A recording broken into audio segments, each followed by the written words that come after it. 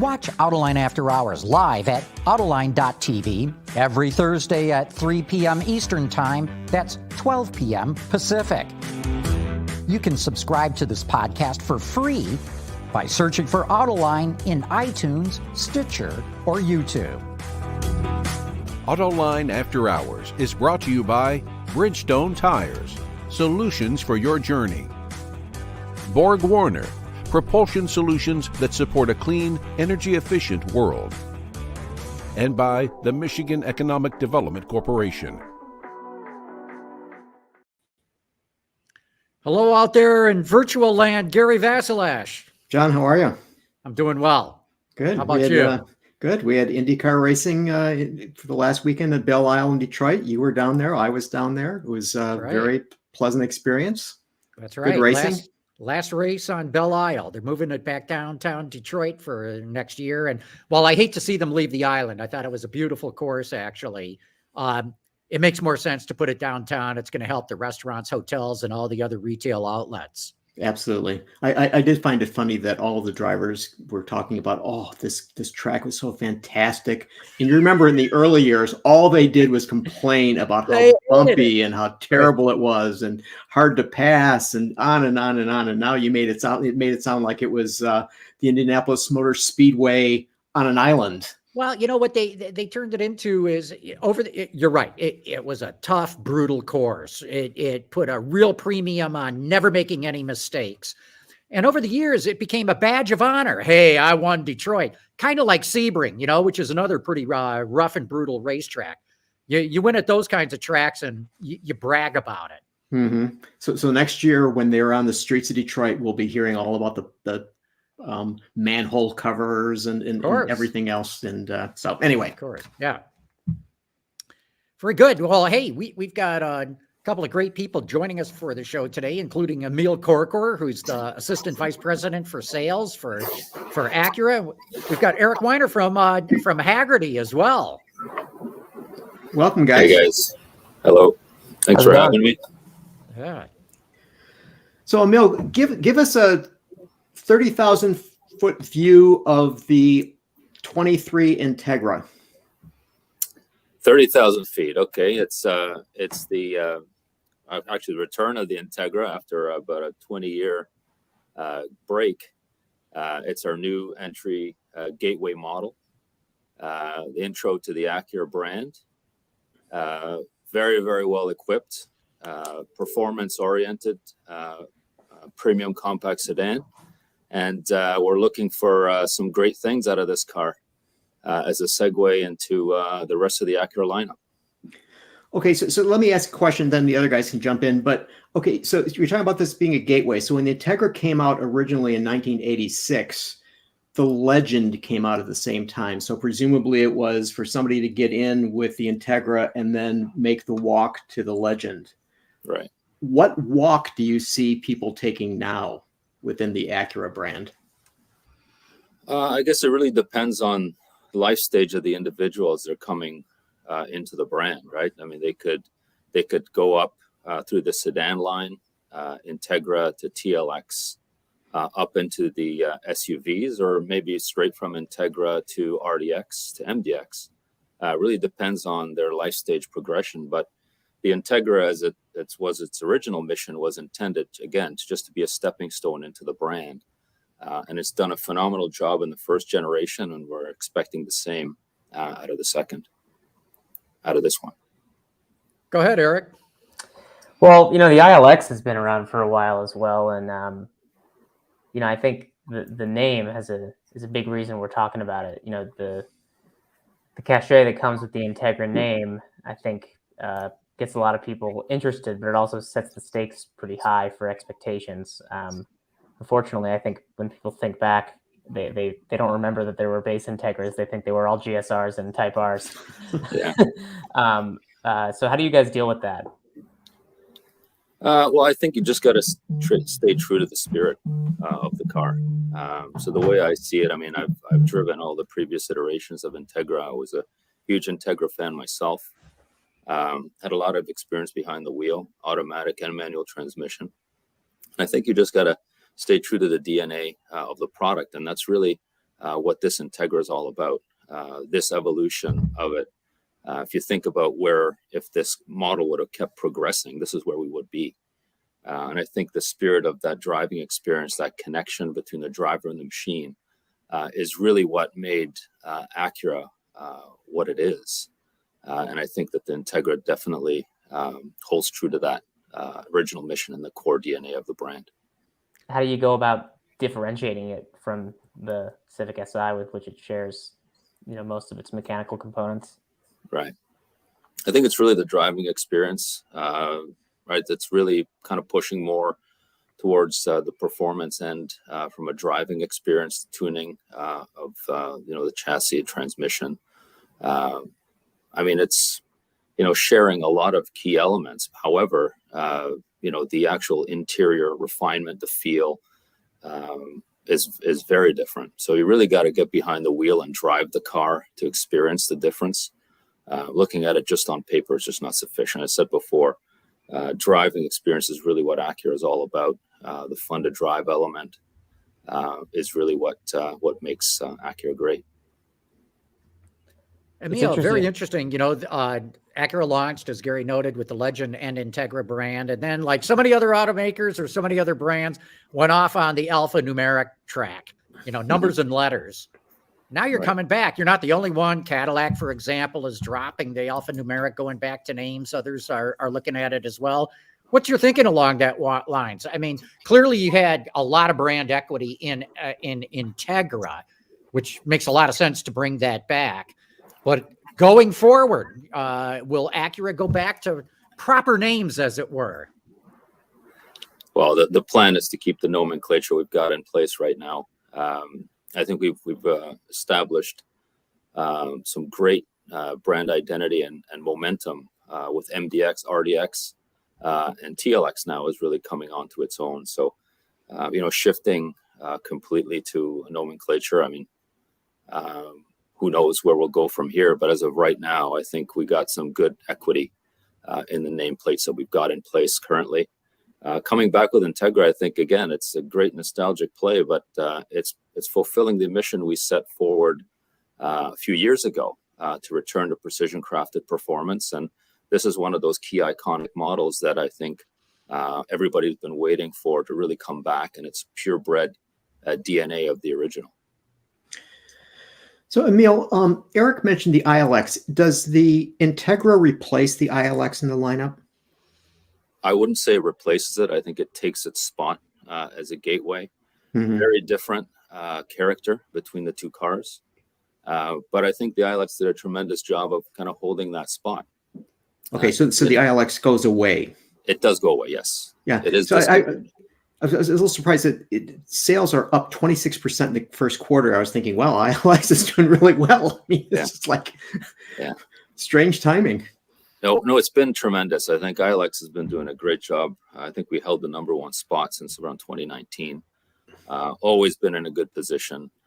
Great premium product gateway. But like I said, we wanted more of the purebred Acura DNA, and that's what the Integra is meant to do.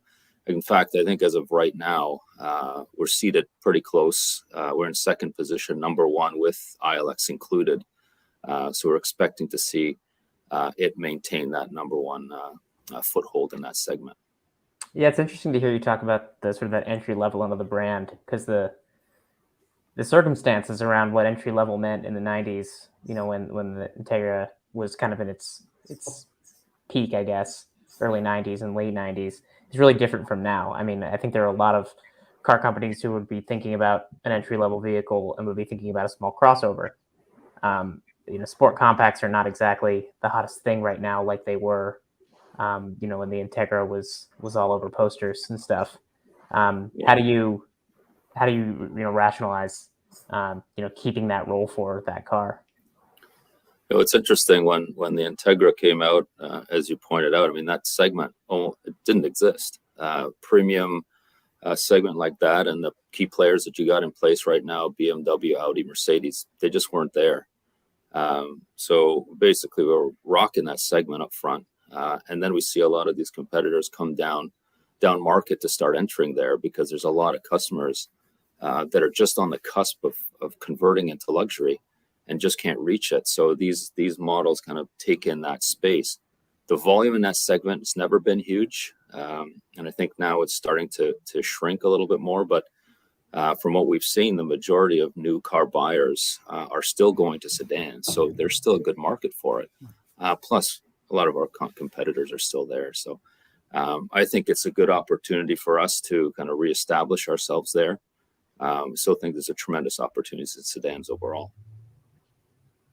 Would you consider, the Volkswagen GTI to be also a competitor in there? I mean, it's, for the A-Spec model and the GTI SE, they're priced pretty similarly in both front drive and similar specs. Of course, I think I would never discount any competitor out there that is really focused on the same mission, which is creating a fun-to-drive premium experience.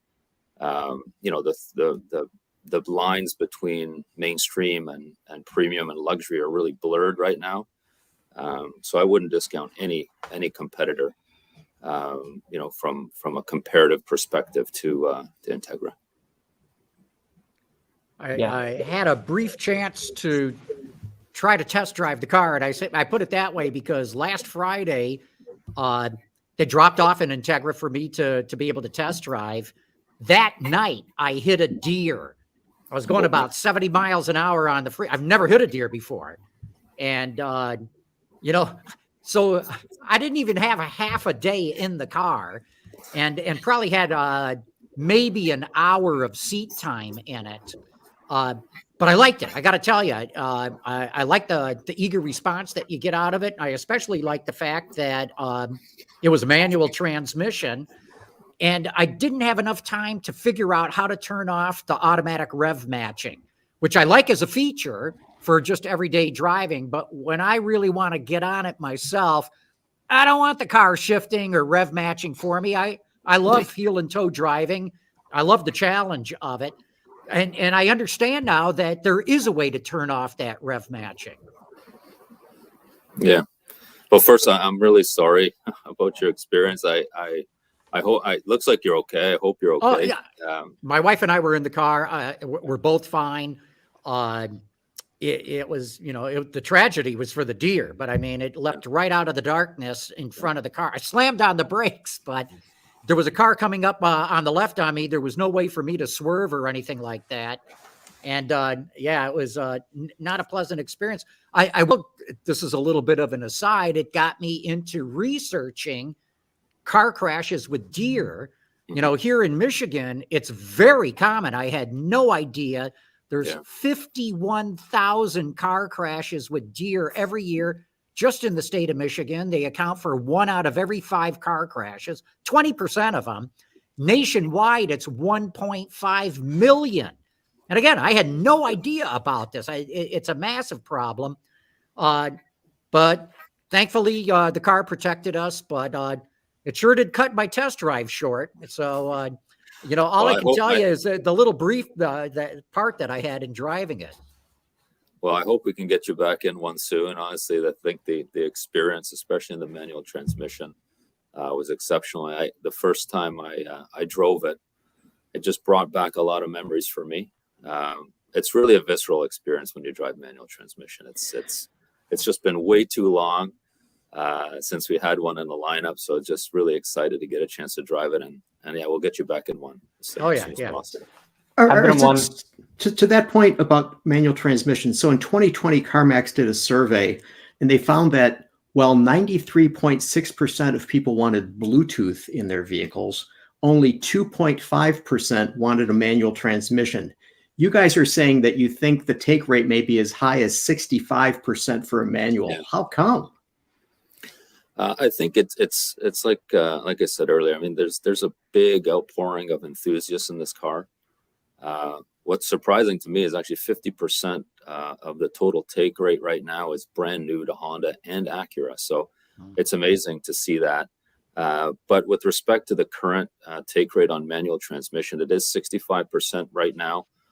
Expect to see that settling down a little bit, but I think the enthusiasts are kind of coming out in masses at this point. We'll see where it settles down into, but I think the drive of this car,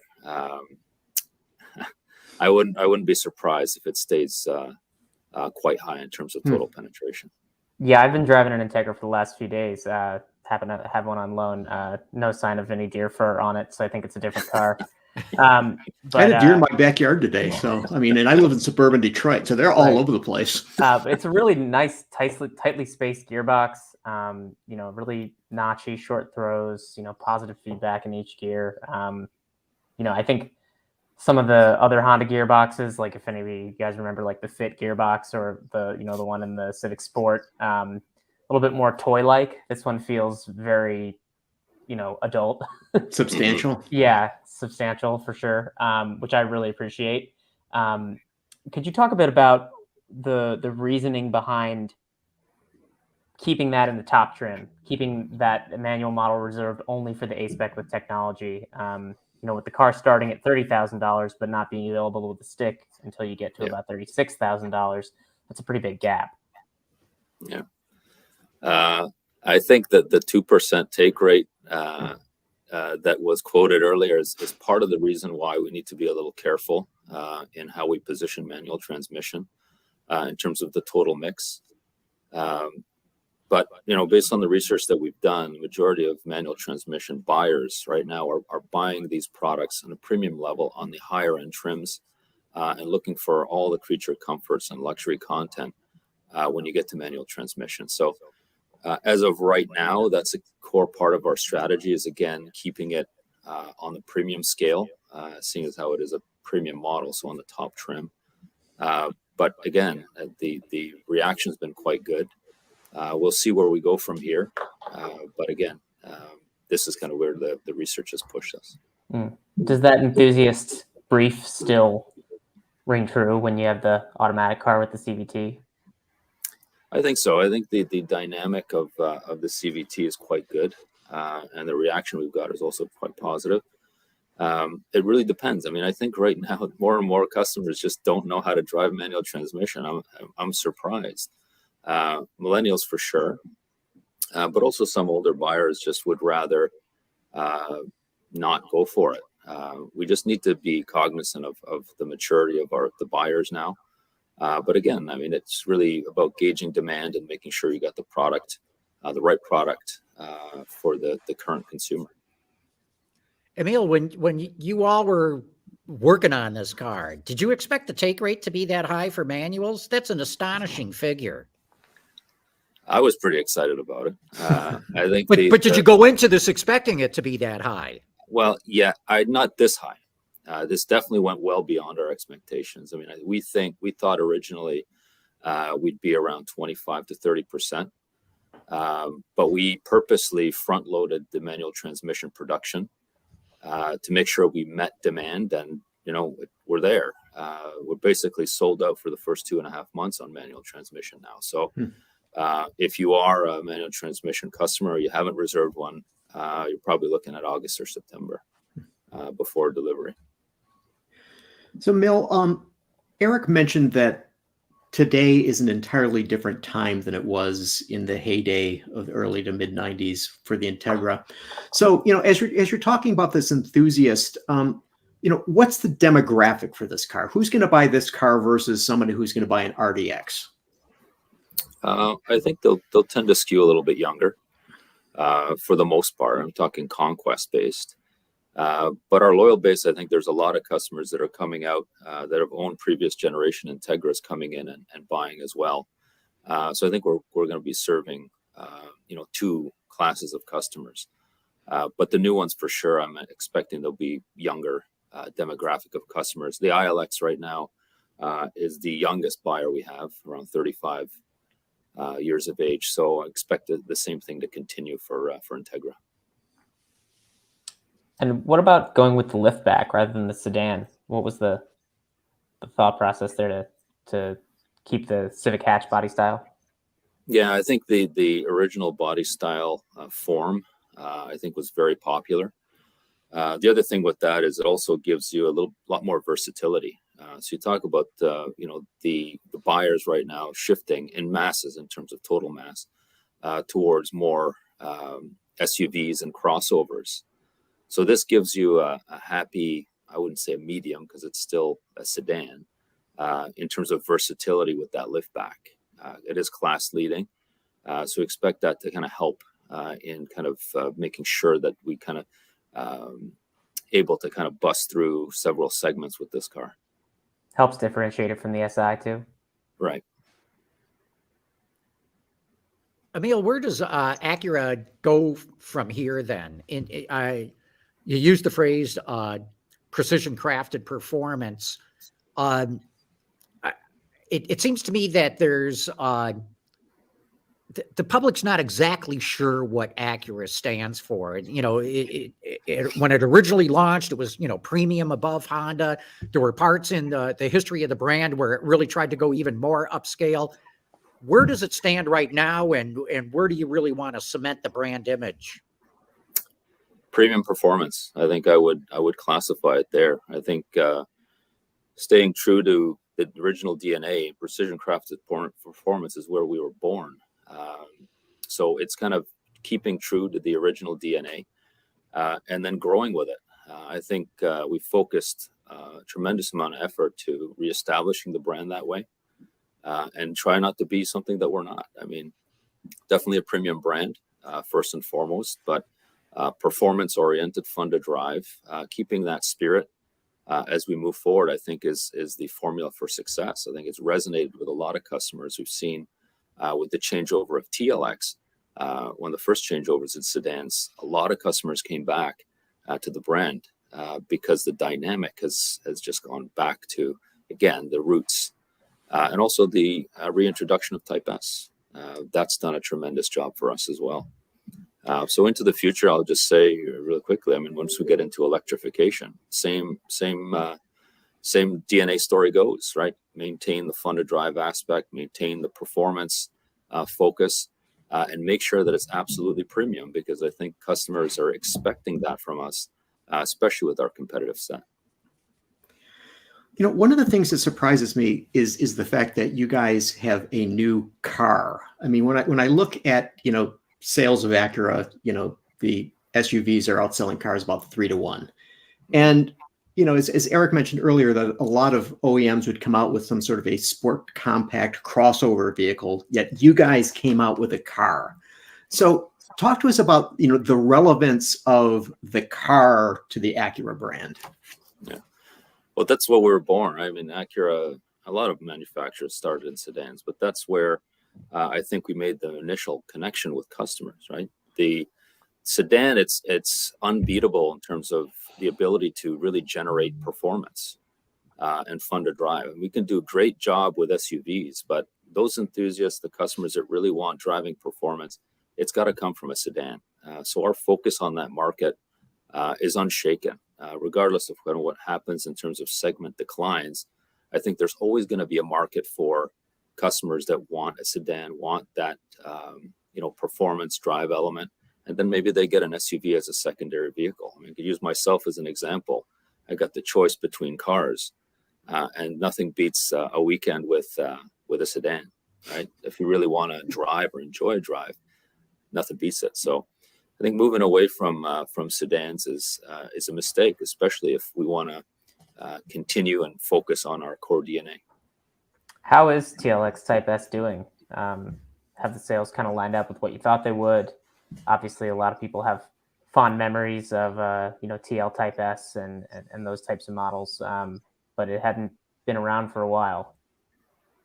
The TLX Type S has actually been quite good. I'll say it's actually surpassed expectations. We're up over 25, close to 30% of our total sales mix right now is TLX Type S. Within the TLX in general? I'm sorry? Within the TLX or?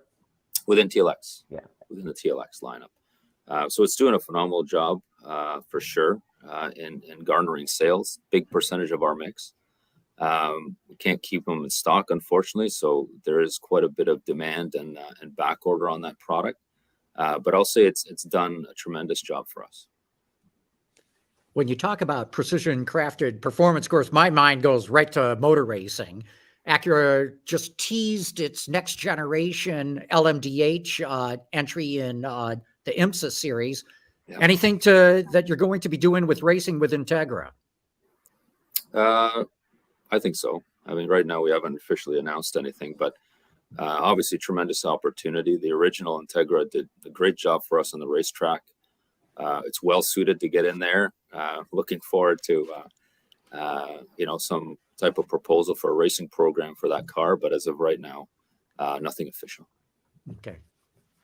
So, Emile, do you see there being sort of a core audience for vehicles like the Integra that is pretty much the same size as it was 10 years ago, as it may be 10 years hence, that these people are just, interested in driving? Because, I mean, we hear so much about, people not caring so much anymore. And if we go to autonomous vehicles, that there'll be like zero driving. I mean, so is Acura all about saying, hey, we're going to deliver for you people who like to drive? Yeah. Yeah. It's every time I hear about autonomous driving, I kind of get a little nervous because I do love to drive. And I know there's a lot of customers out there that love to drive. I mean, autonomous driving should be an option.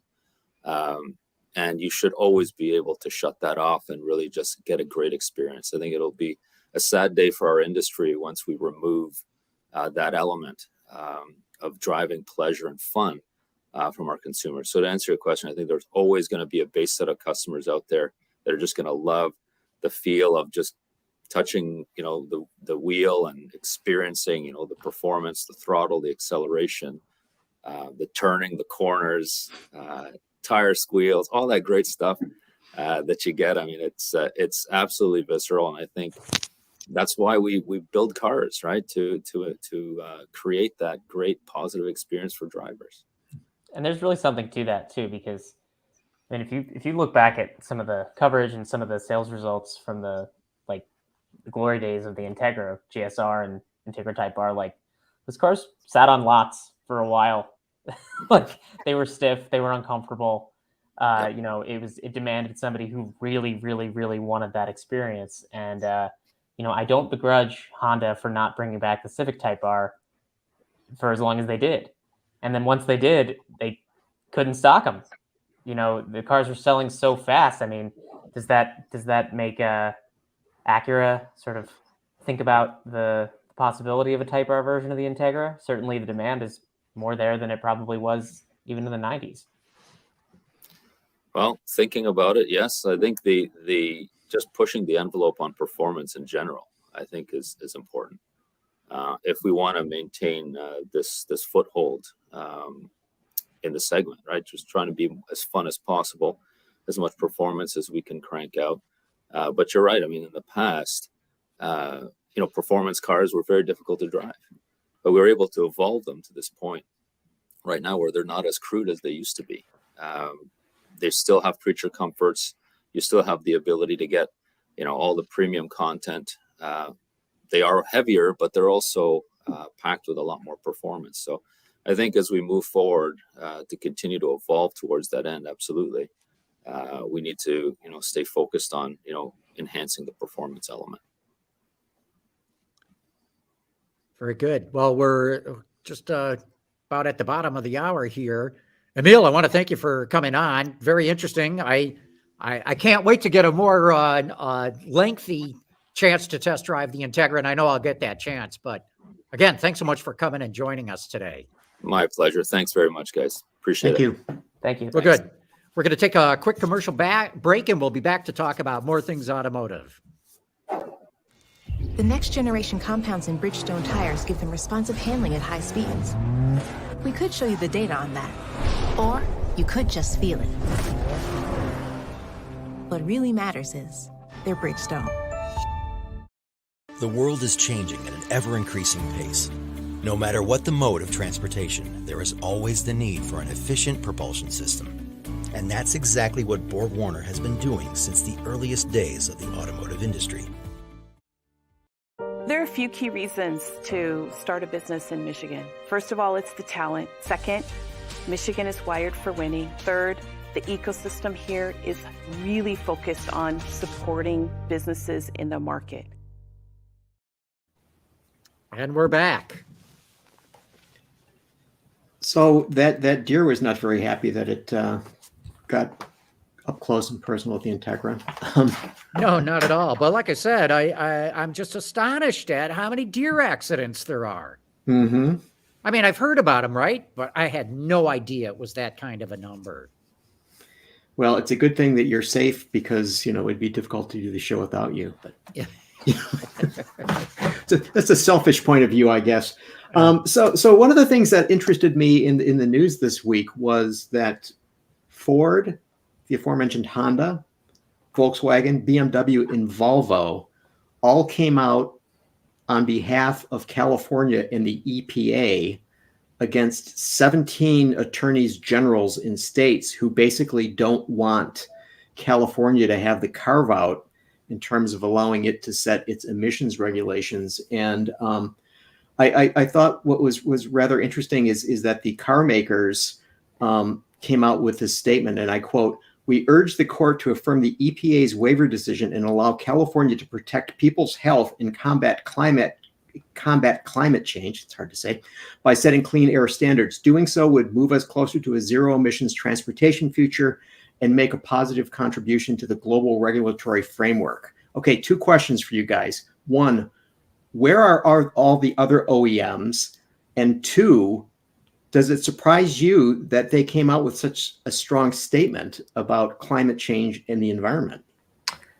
Well, several of them, including GM and Toyota, came out against that, during the Trump administration when they were relaxing regulations, and then they backed off of supporting that legislation when the administration was on its way out.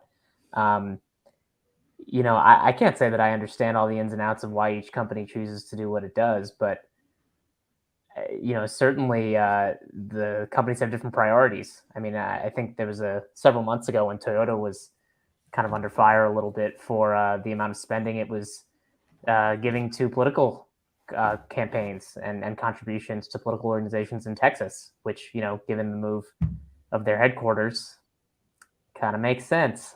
Mm-hmm. whether you agree with it or not. I mean, that's just how they don't want to get speeding tickets when they're on their way to work. That's just how business works.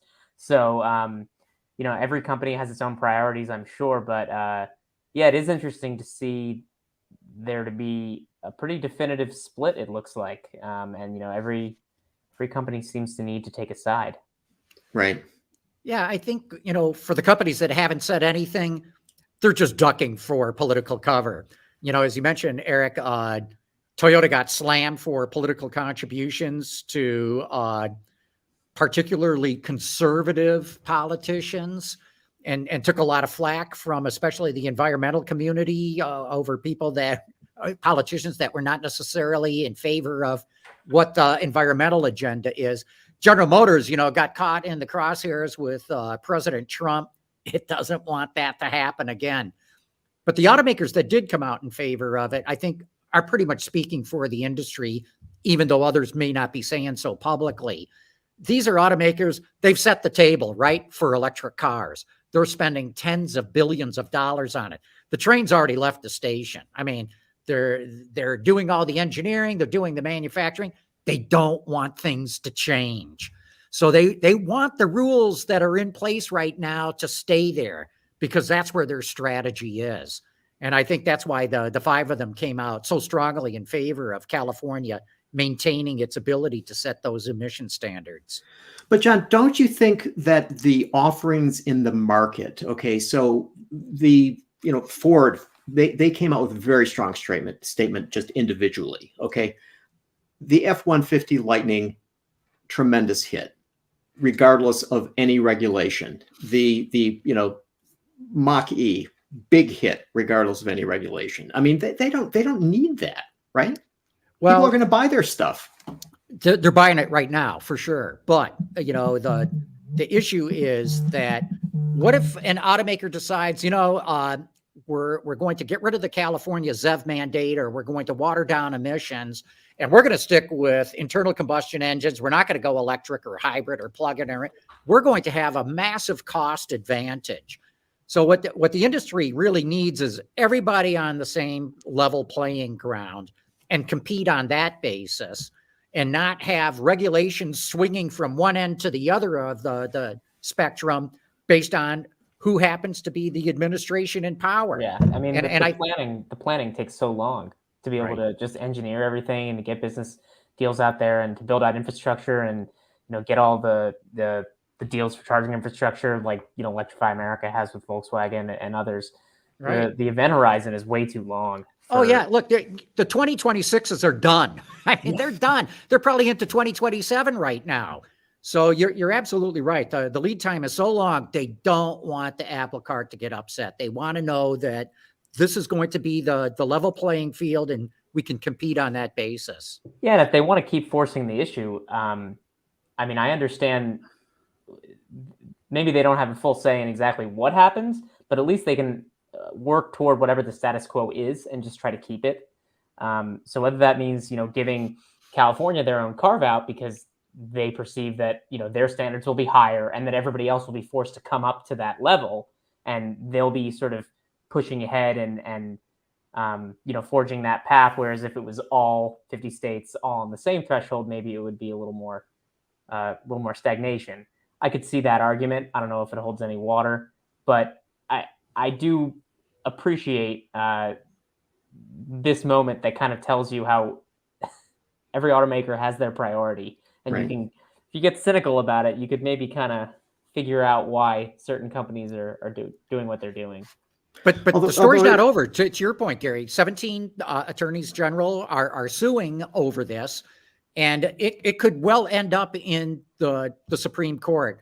California has always been allowed to set its own emission standards because it preceded any federal effort to do so. And the Supreme Court has always sort of allowed it to be grandfathered in.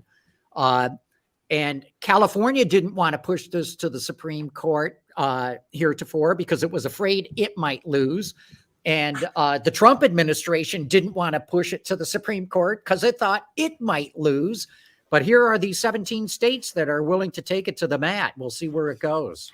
Well, we keep talking about California. I think it's important to underline the fact that there are what are referred to as CARB states, and these are states that follow the California rule. And the CARB states account for approximately 40% of all new vehicle sales. So, I mean, we're just not talking about one individual market. I mean, this is a rather robust number of vehicle buyers out there.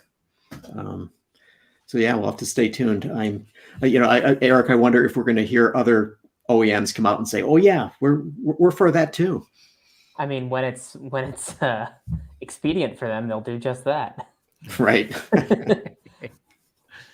So another thing that came up this week, which I thought was sort of interesting, is related to EVs. And so Fisker came out and said that they have 50,000 reservations for their Ocean SUV that'll be coming out in the fall. Now, the base price of that vehicle is $37,499. Then they announced that they have 3,200 reservations for their PEAR vehicle, which is Personal Electric Automotive Revolution, which will come out in 2024. That's the one that'll be the Foxconn vehicle, and it will be priced under $29,900. Okay, now these reservations, $250, not a big deal. So it isn't the reservation so much. The thing that was interesting to me is the under 40 grand for the Ocean, and then under 30 grand for the PEAR. And we heard this week that Peter Rawlinson, who is the CEO of Lucid, who we had on the show last year, he came out and said that the Rivian 1RT, the pickup truck, should probably be priced at $95,000. Sandy Munro came out and said that he thought that car or truck should cost $100,000. So, I'm looking at these low numbers, comparatively speaking, for what Fisker's talking about, and it's not just Fisker. Other OEMs are coming out with low comparative prices for their EVs, and here you have guys that know and are saying it's way too cheap. So, are these car companies basically trying to buy the market? I mean, Rivian would probably wish that they had made it $95,000 once they had to raise their prices.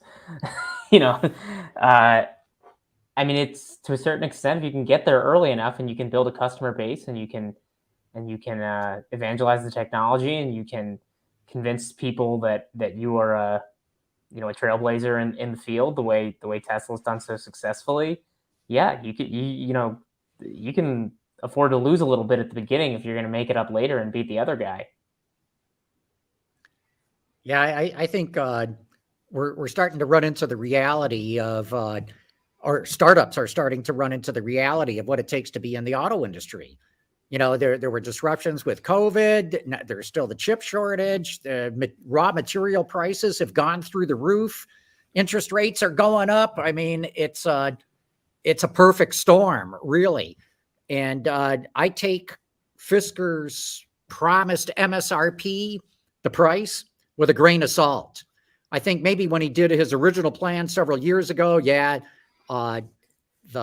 Ocean could be 36 grand and the PEAR under 30. I doubt very much that's where they're actually going to sell for when they're available for sale. Remember, they're still a year away, right?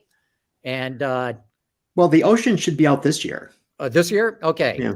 Okay, but let's look at the Rivian. Okay, so it starts at 67.5 right now. So Rollinson's saying should be 95. Sandy says it should be 100. Well, they're saying it for two different reasons, though, I believe. I think what Rollinson is saying is, look, these guys can't make a profit unless they charge 95 grand. And I think what Sandy Monroe is saying is, boy, this truck is so good, they should be charging 100 grand for it. So I think they're sort of coming at those price points from a different angle. But I think Rivian faces a serious problem as to whether it can make a profit on these vehicles or not. Even, I think you quoted the original price, isn't it, Gary? Or does that include the $10,000 price hike? This is now. Okay, this is now. So that's with the price hike. Right. So, but I mean, I just wonder whether, you're gonna have the consumers think that, General Motors cut the price of the Bolt to move. A big price cut, not a little like $6 grand. Right. And so I bought a Bolt last year. I would be livid. Yeah, can you imagine that? I just wonder whether it's going to make people have this notion that this is what these electric vehicles really ought to cost when, there will be no profit. There'll be no way for these car companies to sustain that. Yeah, that's right. I mean, look, you need to have people start buying them right now. You can limit the allocation of base models and pretty much force everybody into something that's going to cost more money. You can come out with some additional content and charge even more above that. But right now, they need to get butts in seats. They need to get people buying these things. And it's tough to convince people to do that. I mean, there's a lot of open questions that a lot of people have about EVs. And I think some of them are fair, some of them are overblown. But convincing people to believe that, as you say, Gary, that can the car really be this cheap? Or am I like getting into something that isn't all the way baked and what is parts supply going to be viable? Are these companies going to be solvent in 5 years? Is there going to be support for these vehicles in 6 years or 7 years if this whole thing goes belly up? I mean, there's a large contingent of enthusiasts in particular, but also people in the media who just think this is inevitable. And it's going to happen, and it's all happening. And yeah, John, as you said, there's billions of dollars invested in this. It's going to happen in some form, no question. And it's not going back to 100% the way it was. But the fact that the future of this technology, as we know it now, is written in stone is complete nonsense. I mean, there's a lot that needs to be done. Yeah, I wonder about, you're talking about some of the reticence that people have in terms of, the product they're going to buy, or, as you said, if I bought a Bolt last year and then I see the price this year.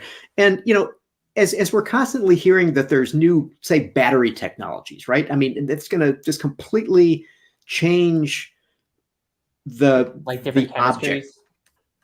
Right.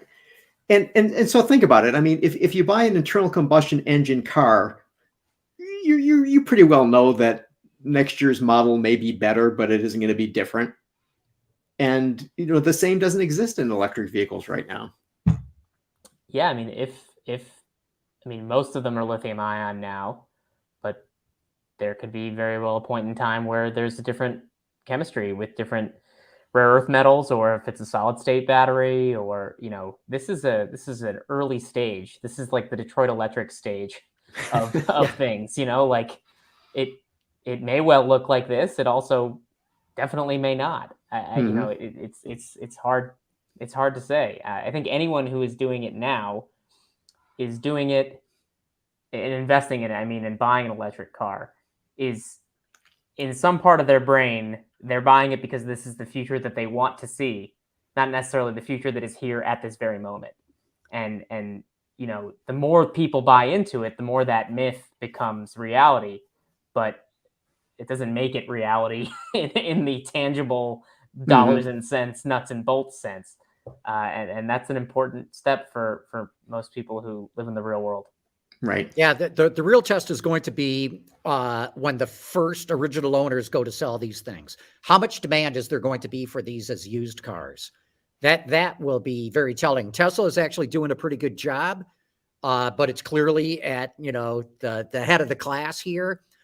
It'll be really interesting to see how others hold up, because with the compliance cars, it was a disaster when it came to resale value.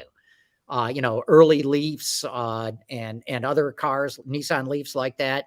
I mean, they depreciated at a head spinning rate.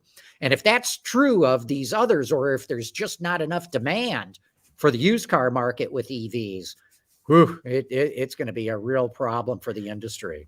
Although, don't you think, John, that the used car market needs to normalize from the craziness that it exists right now? I mean, so you could have a compliant, you could have a 500E right now with lots of miles on it, and I'm sure that it would probably go for more than its sticker was. Yeah, maybe I'm not so sure about that one. But yeah, I mean, you're right. The used car market is crazy expensive right now. And that will start to normalize at some point, but it's going to take a number of years for that to happen. Another thing that I think will make people think about how long they want to keep EVs, and your running costs are a lot lower. Certainly your fuel costs, depending on what energy prices are lower. And if you charge it, off times, you can certainly save some money. But there's also the question of how well the batteries hold up after 10 years. Like, is your range going to be the same as it was? That's an open question. I think some of the people I know who have Teslas experience very, very little degradation over many, many thousands of miles and over many, many years, like way less than you would expect compared to like your cell phone, which is effectively the same technology. But Bolts haven't been around long enough to really make that determination yet. I'd be interested to see what the data is on Leafs. I actually don't know. Early generations were terrible. It sounds like they've got that fixed now, but early generations of the Leaf were, the battery degradation was terrible. It seems like you say, that they've at least minimized it. And probably, I would imagine, on par with what a 10-year-old car, with tolerances being on the lower end of things after 10 years, you're probably not getting the same miles per gallon as you were when the car was new, especially if you haven't inflated your tires in a while and they're mostly dry rotted because nobody replaces their tires unless you get a flat. So yeah, I mean, I think it's probably on par. But yeah, I mean, these are still, it takes so long for people to come around to make seeing actually believing. They need to have large amounts of evidence of this. They need to have their neighbors who went through it. They can't just take it on faith that everything these companies are saying is the way it's going to be, because cars are so expensive now. And you have to, if you don't have an EV charger at your house, now you got to put in a level 2 charger. Like there's all these changes, which are not small in the lives of most people. And I think it's significant. I mean, I think there's certainly a place for EVs. I mean, I think it's a great second car to have as a city car that for a runabout, it makes perfect sense for a large number of people, but it doesn't make sense for everybody yet, especially if you only have one car in your household. Right. The one key thing I think is going to be how long gas prices stay high. I mean, if it's $5 a gallon a year from now, you're going to see a lot more interest in electrics. At least in plug-in hybrids. I mean, to me, and that too, right? To me, parallel plug-in hybrids still make the most sense. Yeah, especially if I mean, it's difficult because they're more complicated. From you have two parallel powertrains, so that's twice as much stuff to go wrong. You also have the added expense of having to, do all that. Plus, now you're dealing with extra weight. There's everything that makes it more challenging. But when it's working, it is the most sensible thing for most people. To be able to, go on your 20-mile loop and not have to use any gas. But the second you need to pop on the highway and go visit mom because she's out of milk or whatever people use the highway for, I don't know, then you need to not have to worry about your electric range. And right. it's not, there's no planning. There's no like, well, I better put my route into the app and like hope all the chargers are working. And we all know that like the charger only works like 50% of the time right now. So like there's all this other stuff that needs to be ironed out and proven. And I think it's possible to get there, but to say that it's all there now, I would hesitate to buy an EV now. I might do it, but I would hesitate. I would not hesitate at all to buy a plug-in hybrid. Although I would know in advance that this is probably going to be like a 6-7 year purchase. And this isn't going to be a long haul. I'm going to keep this car for 20 years kind of thing, which is how I feel about, when I buy gas cars. It's just a different calculus. So Eric, do you see right now and for a bit of the future that EV owners are like the enthusiast drivers we were talking about with Emile earlier? That, I mean, there's a group of people, totally. And that's but again, it's small. It's not everyone. Yeah, and I think what Tesla in particular has done really well, and they should be applauded for, is they made electric cars cool, which is something that nobody could do. I mean, I can't think of a dorkier car than the Leaf. Like nobody was able to do it, and they brought in enthusiasts who weren't like these car enthusiasts who were just waiting for the right car to come around.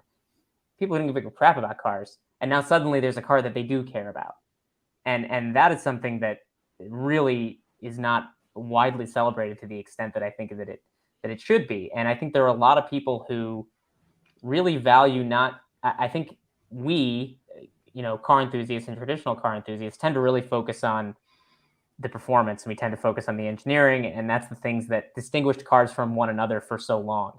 GM had its pushrod V8, Jaguar has its straight six, they do things differently.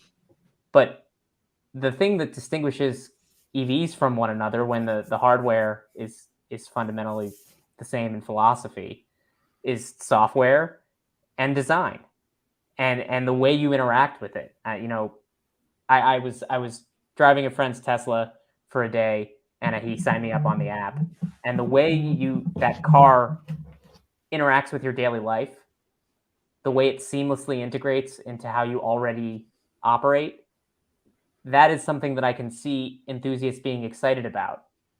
Like the way that it just seamlessly makes it a part of your daily existence.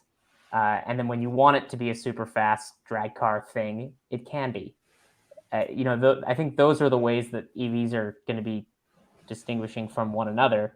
And that is a kind of enthusiasm that I think we don't fully understand yet. And it's going to continue to develop.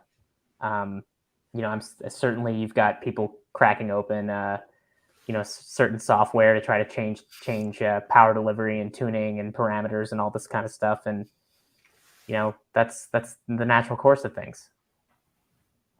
So to what extent do you see this seamless fitting into one's lifestyle that you express with the Tesla being offered by other OEMs? I mean, I just wonder whether, you say the interface, the screen and so on is so well done. And it occurs to me, okay, where are they located? Oh, that's right. They're located in Silicon Valley, and that's where those people exist. Yeah. Is that going to be readily replicated by people in Munich or people in Detroit or people in Tokyo? I mean, I don't know. I mean, certainly I haven't had as much experience with, say, like a Bolt, for more than a couple days as I had with the Model 3 that I was driving. But like, I just got like a notification. I was still signed up on his thing for a while because I was curious to just kind of see what kind of stuff he was getting, like kind of pings. And it would be like, oh, your car sets the desired temperature, or like, oh, you're, activated your garage door. And then this morning it was like,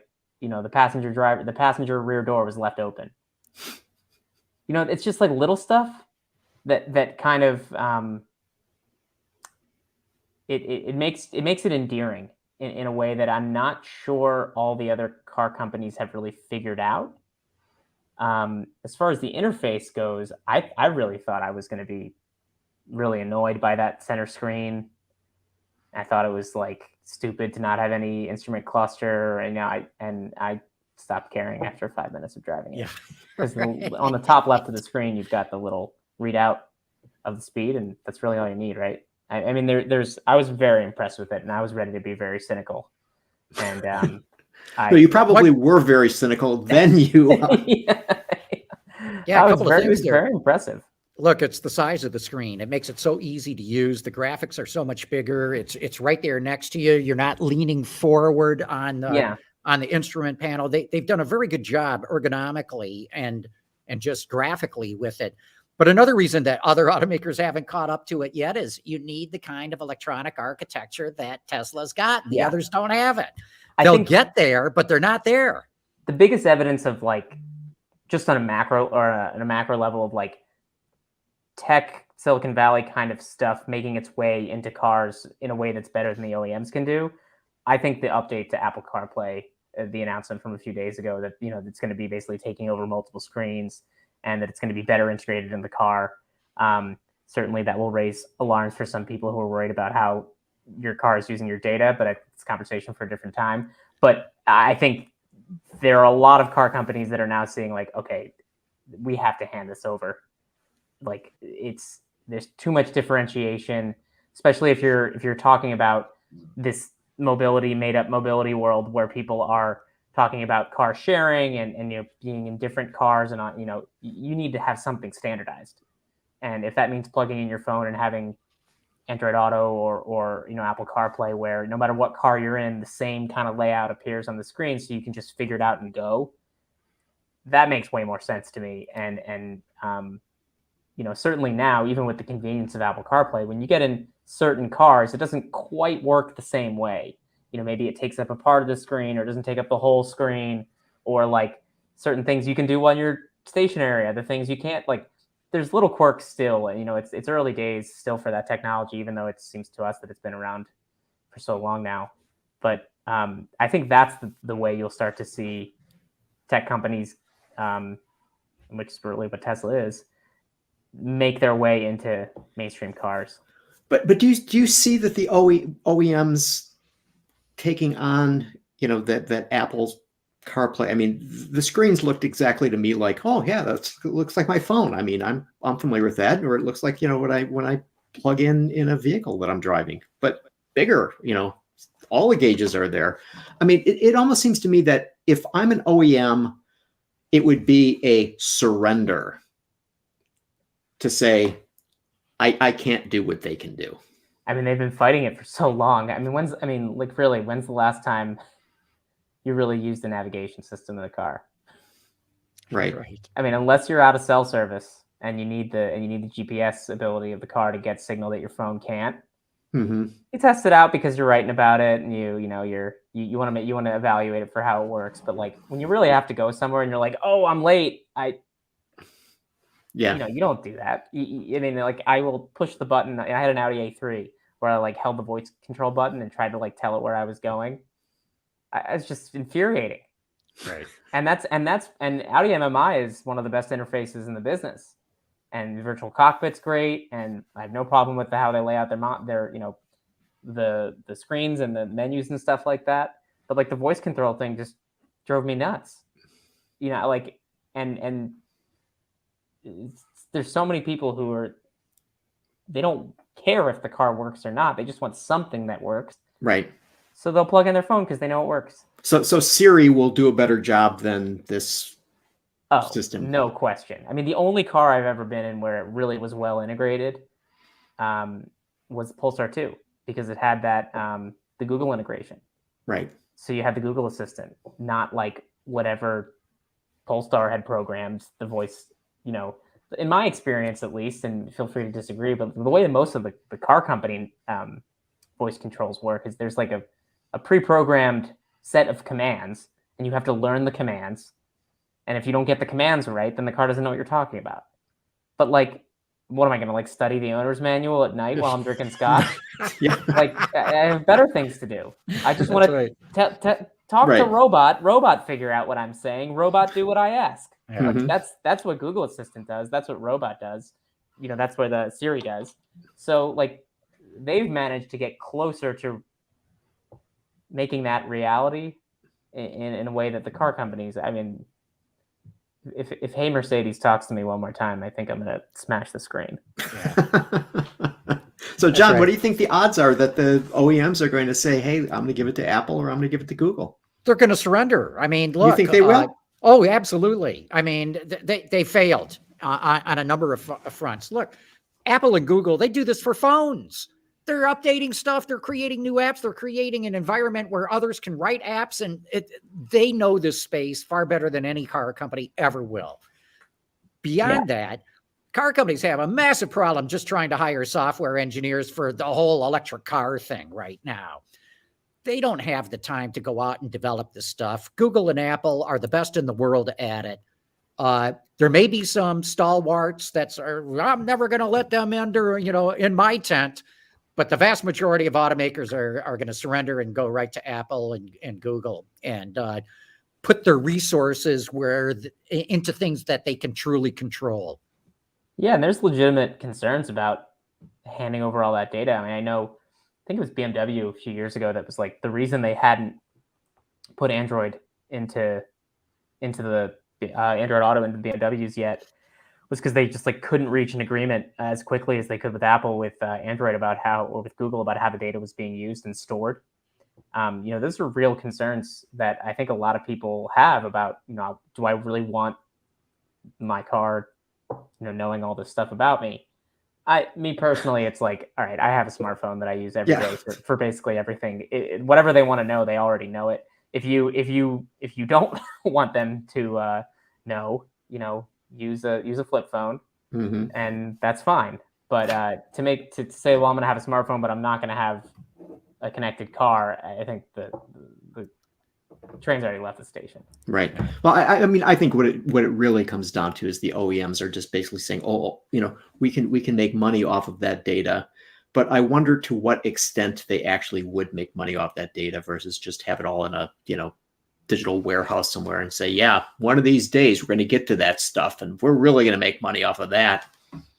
Yeah, I mean, I guess part of it comes down to whether you trust they can anonymize it, and I don't know the answer to that. I'm just a humble car journalist. Yeah, not so sure they do either. But anyway, so we got to wrap this up. So yeah.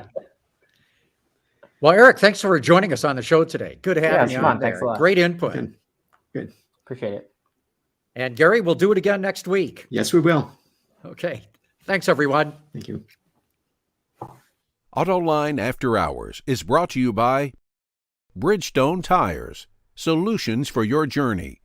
Borg Warner, propulsion solutions that support a clean, energy-efficient world. And by the Michigan Economic Development Corporation.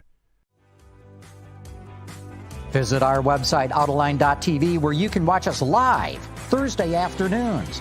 Get your daily fix with Autoline Daily and in-depth analysis and interviews with Autoline This Week. There's all that and much more at Autoline.tv.